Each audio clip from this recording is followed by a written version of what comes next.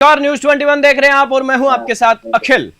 चांदपोल बाजार के पास कपड़ों का व्यवसाय के नाम से पहचाने जाने वाला सीकर हाउस इन दिनों आवासीय मकानों में चल रहे अवैध निर्माणों को लेकर सुर्खियां बटोरता नजर आ रहा है। तंग गलियों में हो रहे बड़े बड़े निर्माण नगर निगम हेरिटेज के किशनपोल जोन से उपायुक्त व जेईएन की भूमिका पर भी सवालिया निशान खड़ा होता नजर आ रहा है। सीकर हाउस के मकान नंबर 66 पर हो रहे अवैध निर्माण को लेकर मुख्यमंत्री कार्यालय तक शिकायतें दर्ज होती रही। आखिरकार पोश इलाका होने के चलते छोटे टुकड़े पर आवासीय के साथ व्यवसायिक निर्माण को लेकर जहां प्रशासन सुस्त नजर आ रहा है, ऐसे में किशनपोल जोन के उपायुक्त और जेईएन पर सवाल खड़े हो रहे हैं। आखिरकार ऐसे में होने वाली शिकायतें साफ तौर पर एटीएम समझकर हर मंजिल के हिसाब से मोटी राशि वसूलते रहे हैं। देखिए जयपुर से ब्यूरो रिपोर्ट। सीकर हाउस के मकान नंबर 66 पर हो रहे अवैध निर्माण के निर्माणकर्ता ने नवीनीकरण के नाम पर ना तो हेरिटेज निगम से कोई परमिशन ली और ना ही कोई आवेदन किया, जबकि अधिकारियों द्वारा खुलेआम कई बार मौके का निरीक्षण करने के बाद भी कार्रवाई नहीं करना अपने आप में मिली भगत की ओर इशारा करती है। ऐसे में मुख्यमंत्री कार्यालय से आई शिकायत पर लीपापोती होना, अधिकारियों की कार्यशैली के साथ राज्य सरकार का अधिकारियों पर अंकुश नहीं लगा पाना गंभीर सवालिया निशान खड़ा करती है। इतना ही नहीं, बेखौफ अवैध निर्माणकर्ता ने नगर निगम को खुला चैलेंज देते हुए सड़क की चौड़ाई को 25 फीट से 15 फीट पर लाकर निकल गया। इस खबर पर ज्यादा जानकारी के लिए न्यूज 21 के editor in chief Sumit Kumawat हमारे साथ जुड़ चुके हैं। जी सुमित जी, बताइए क्या कुछ पूरा मामला है? सड़क को निगल लिया गया है, 10 फीट छोटा कर दिया गया है, अवैध निर्माण हो रहा है। देखिए अखिल जी, मैं आपको बताना चाहूंगा कि चांदपोल बाजार के जस्ट पास में लगता हुआ एक कपड़ों का, चदरों का, बेडशीटों का एक अच्छा फेमस मार्केट है जिसको सीकर हाउस के नाम से जाना जाता है। जी, सीकर हाउस वैसे ही कई बार विवादों में भी रहता है। अब की बार जो विवाद खड़ा हुआ है वहाँ पे क्या तंग गलियां हैं, तंग गलियां यानी कि जो राज्य सरकार या जो जिला प्रशासन है उनकी नजरिए से 25 फीट का रोड हर तरफ छोड़ा हुआ है जी, क्या भाई, जिससे आवागमन सुलभ रहे वहाँ पे, क्योंकि क्या दुकानें हैं, व्यावसायिक गतिविधियां होती है, तो वहाँ पे जो जिस तरीके से लोगों का आने जाने का हुजूम लगा हुआ रहता है, उस नजर को देखते हुए सरकार ने 25 फीट की रोड छोड़ी हुई थी। जिस हम प्लॉट की बात कर रहे हैं, सीकर हाउस के अंदर एक ऐसा प्लॉट है, प्लॉट नंबर 66, जिसको बनाने के लिए उसके अवैध निर्माणकर्ता ने, यानी कि जो सरकार द्वारा, निगम द्वारा या जिला प्रशासन द्वारा छोड़ी गई 25 फीट की रोड को भी निगल लिया गया। उस 25 फीट की रोड को तकरीबन उसको 15 फीट पे ला करके छोड़ दिया गया, यानी कि 10 फुट जमीन को वो अवैध निर्माणकर्ता दबा के बैठ गया, जिसपे मुख्यमंत्री कार्यालय से लेकर निगम का जो जोन है, किशनपोल जोन, वहां तक शिकायतें दर्ज हुई जी। मुख्यमंत्री कार्यालय से शिकायतें वहां तक आई, उनपे कोई कार्रवाई नहीं हुई, क्योंकि सीधा अगर कार्रवाई नहीं होना अगर किसी अवैध निर्माण पे, जबकि अभी मैं बता रहा हूँ अखिल जी आपको, आज की एक नगर निगम हेरिटेज द्वारा आज की तारीख में 3 अवैध निर्माणों को सील किया गया, जबकि ऐसे मकान जो कि सरकार की जमीन को निकल गया, सरकार की जमीन पे कब्जा कर लिया, नियमों के विपरीत जाकर के आवासीय में व्यवसायिक गतिविधियां हो रही है, बराबर में कई बार पड़ोसियों के द्वारा भी शिकायतें दर्ज करवाई गई, उनपे कोई कार्रवाई नहीं हुई। मुख्यमंत्री कार्यालय से चिट्ठी आना, प्रशासनिक अधिकारी जो अमली जामा है नगर निगम का, देखिए जो कहते हैं जेईएन होता है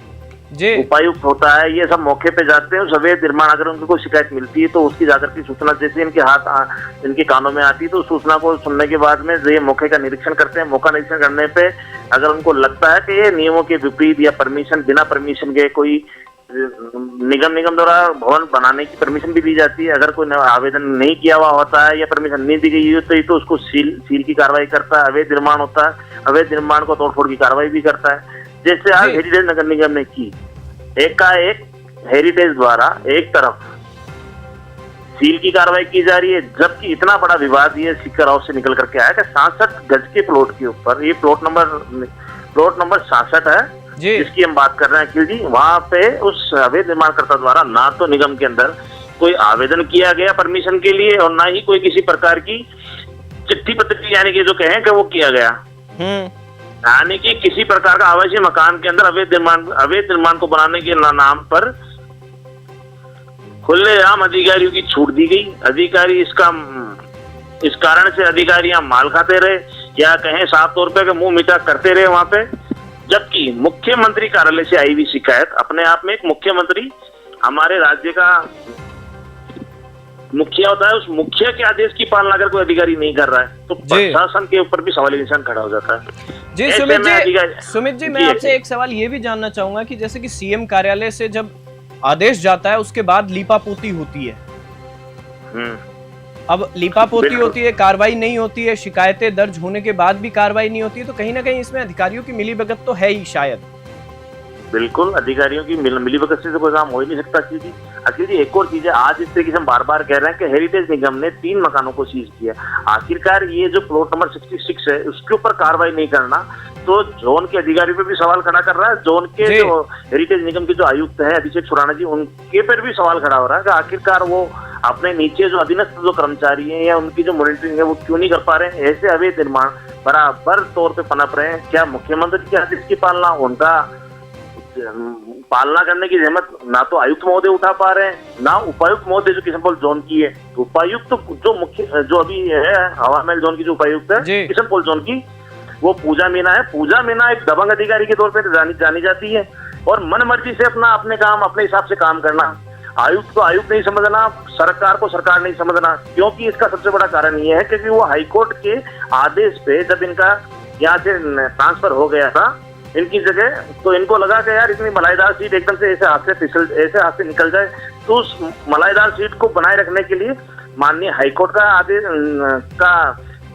रुख किया गया। माननीय न्यायालय ने वहाँ पे माननीय न्यायालय के तथ्य सामने रखे गए तो माननीय न्यायालय ने सोचा हो सकता है सरकार से भी गलती हो जाती है, वो आदेश को पलट भी देता है। तो उस आदेश को पलटाता हो तो बिल्कुल एक तरीके से कहते हैं कि पूजा मीना जी की कहें उनकी सह के ऊपर, क्योंकि उनका एरिया है, उनका क्षेत्र है, उनकी जिम्मेदारी सबसे ज्यादा बनती है कि उनको इन ऐसे अवैध निर्माणों पर कार्रवाई करनी चाहिए,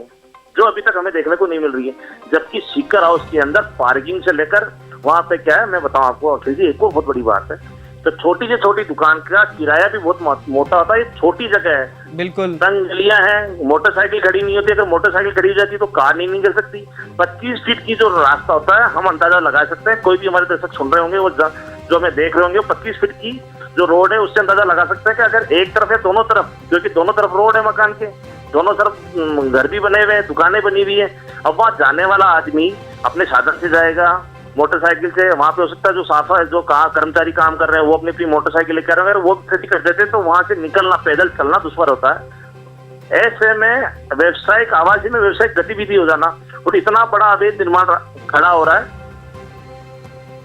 पार्किंग का सबसे बड़ा इश्यू है। और ये जो सबसे बड़ी बात है ना कि ये अवैध निर्माण रातों रात ये जो खड़ा हो रहा है रातों रात, जिसके ऊपर अधिकारियों की सह है, तो सवालिया निशान तो नगर निगम और काफी सारे खड़े हो रहे हैं। बिल्कुल, मुख्यमंत्री कार्यालय से कोई चिट्ठी आने के बाद कोई कार्रवाई नहीं होना, जी किशनपोल जोन कोई कार्रवाई नहीं कर रहा। जी, एक तरफ तो जो अभी भजनलाल सरकार है, माननीय मुख्यमंत्री जी की सरकार है, तो एक तरफ उनके ही मंत्री यूडीएच मंत्री झावर सिंह खर्रा जी अवैध अतिक्रमण और अवैध निर्माण पर सीएम और यूडीएच मंत्री दोनों ही लगातार कार्रवाई कर रहे हैं। लेकिन जब इस प्रकार की शिकायतें होने के बाद भी जब इस प्रकार की घटनाएं सामने आती हैं, अवैध निर्माण का जो धड़ल्ले से खेल चल रहा है, उन पर कार्रवाई न होना अपने आप में सरकार पर भी सवालिया निशान है और निगम में जो काम करते हैं अधिकारी उन पर भी बड़ा सवालिया निशान है। बिल्कुल अखिल जी, क्योंकि अवैध निर्माण की सह है ना, अधिकारियों में मुख्यमंत्री कार्यालय से जिस भी प्रकार की जो चिट्ठी पत्री होती है, शिकायतें दर्ज होती है, उन पर कार्रवाई नहीं होना, पुख्ता कार्रवाई नहीं होना, ठोस कार्रवाई नहीं होना। सबसे बड़ी बात मैं अखिल जी अगर इस सिक्कर हाउस की बात करूं तो इस सिक्कर हाउस के अंदर क्या है कि एक जमीनों के वहाँ पे क्या है जो आवासीय भवन है उनको कन्वर्ट कर दिया गया व्यवसायिक गतिविधियों के अंदर। तो उस व्यवसायिक गतिविधि में कन्वर्ट होने के चलते क्या है वहाँ पे जो एक आवासीय जो प्लॉट है उसकी कीमत भी वहाँ पे करोड़ों रुपए के अंदर है। अगर एक दुकान अगर कोई बना ली जाती है किसी आवासीय मकान के अंदर, सीढ़ियां छोटी करके रोड पे कैसे भी जैसे भी सेटिंग से जो भी बैठे तालमेल जो अधिकारी जो तालमेल बैठ जाए, उस तालमेल को बैठा करके अगर एक दुकान भी निकाल ली जाती है तो वो दुकान भी वहाँ पे लाखों रुपए की हो जाती है। अगर मैं शॉर्ट एंड स्वीट में कहूँ कि जिंदा हाथी तो लाख का पर मरा हाथी 1.25 लाख का, वो कहावत जो है चरितार्थ होती हुई नजर आ रही है अपन को यहाँ सिक्कर हाउस के अंदर देखने को मिल रही है पूरी की पूरी। जी, तो बड़ी चुनौती है हमारे लिए भी, प्रशासन के लिए भी, नगर निगम के लिए भी कि इस तरीके से तंग गलियों के अंदर छोटे छोटे भवनों के अंदर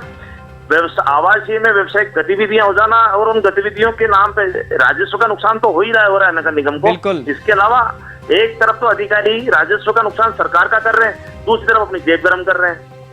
जी, और एक तरफ जैसे कि सड़क के लिए जो सरकारी जमीन छोड़ी गई थी, अब उसको भी 10 फीट कम कर दिया गया, 25 से 15 पर ले आए। जब इस तरीके का अवैध निर्माण हो रहा है और सरकारी जमीन को ही नहीं छोड़ा जा रहा, तो फिर बाकी के जो लोग हैं, रहने वाले वहां जो लोग हैं, वो फिर जाए तो जाए कहाँ?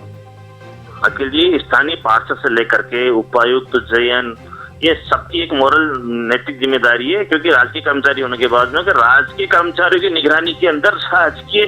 सड़क की, यानी कि सड़क तो आम आदमियों के लिए बनाई गई थी कि जिससे कि आम जनता का जो सुगम है वो रास्ता सुगम रहे। उसको भी अगर आज का लोग विभाग नहीं छोड़ रहे तो बहुत बड़ी बात है कि अवैध निर्माण करता कितना बेखौफ है कि उसने सरकार की जमीन के ऊपर जो रोड है वो सरकार के ही है, सरकारी रोड के ऊपर 10 फीट के लगभग उसने कब्जा कर लिया और अवैध निर्माण बराबर कर रहा है। तो बड़ी चीज है कि आखिरकार सरकार के रहते हुए सरकार की संपत्तियों की निगरानी प्रॉपर नहीं हो पा रही। सरकार के पास लवाजमा इतना लंबा चौड़ा है, मॉनिटरिंग करने के लिए बड़े अधिकारी हैं, तो इन अधिकारियों ने क्या आंख बंद कर रखी है कि इतना बड़ा जो रोड के ऊपर कंस्ट्रक्शन होता चला जा रहा है, ना पार्किंग की सुविधा है वहाँ, ना उसने कोई परमिशन लिया नगर निगम से। तो बहुत बड़ी बात है नगर निगम के लिए भी कि एक तरफ क्यों राजस्व का नुकसान किया जाए, दूसरी तरफ उसी राजस्व से आने से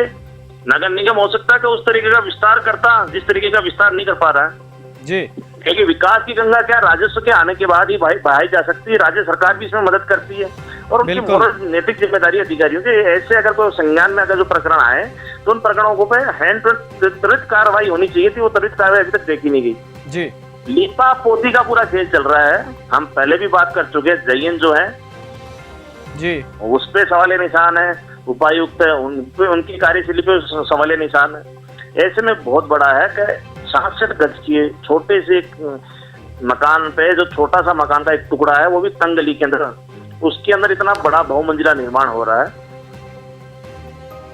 अपने आप में वास्तव में बहुत बड़ा खेल है, बहुत और बड़ा सवाल है। जबकि हम तो ये देखना चाह रहे थे कि निगम के बारे में कहा जाता है कि निगम अपनी कार्रवाइयां जो करता है सील की कार्रवाई कर तीसरी कर देता है जी। जेडी तो बुलडोजर चला देता है, सीला पंजा जो जेडी का है वो चल जाता है। अब नगर निगम पे देखना कि आखिरकार तंग गलियों के अंदर जो जिस तरीके के निर्माण हो रहे हैं, जहाँ लाखों रुपए का पर डे एक व्यापार होता है, एक छोटा सा एक टुकड़ा है, उसके अंदर एक जमीनों का भाव बढ़ गया, तो यहाँ के क्या लोगों के हौसले भी उस हिसाब से बढ़ गए जी। पीछे कहीं ना कहीं तो प्रशासन की, ये कहीं स्थानीय जो प्रशासन है हमारा नगर निगम का, उसकी मिलीभगत के बिना इतना बड़ा खेल हो नहीं सकता खेल। बिल्कुल, और इस खबर पर जानकारी साझा करने के लिए आपका बहुत बहुत धन्यवाद सुमित। एक तरफ सड़क के लिए छोड़ी गई सरकारी जमीन को भी कब्जे में लेकर सरकारी जमीन पर बहुमंजिला अवैध निर्माण कर निगम हेरिटेज के साथ जिला प्रशासन को चुनौती देना अपने आप में बड़ा सवाल है। वहीं अब देखना यह दिलचस्प होगा कि अवैध निर्माणकर्ता की तरफ से दी गई चुनौती और अधिकारियों की शह पर पनप रहे अवैध निर्माण पर क्या बुलडोजर गरजेगा, या फिर अवैध निर्माणकर्ता को शह देने वाले अधिकारियों पर मुख्यमंत्री कार्यालय से कोई बड़ा फरमान जारी होगा। यह अपने आप में बड़ा सवाल है। जिस प्रकार से अवैध निर्माण का ये धड़ल्ले से खेल चल रहा है तंग गलियों के अंदर, वास्तव में इस पर कार्रवाई करने की बेहद जरूरत है। इस खास खबर में फिलहाल इतना ही। आप देखते रहिए News 21।